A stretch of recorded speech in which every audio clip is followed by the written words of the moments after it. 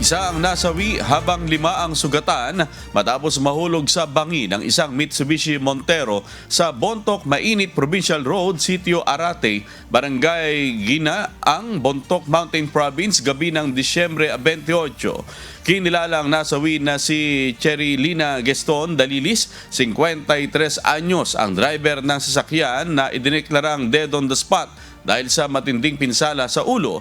Agad rumesponde ang mga pulis, bumbero, emergency response team at mga voluntaryo sa lugar ng insidente. Agad namang naisalba at dinala sa Bontoc General Hospital at La Trinidad Benguet ang mga nasugatan sa insidente para sa karagdagang gamutan.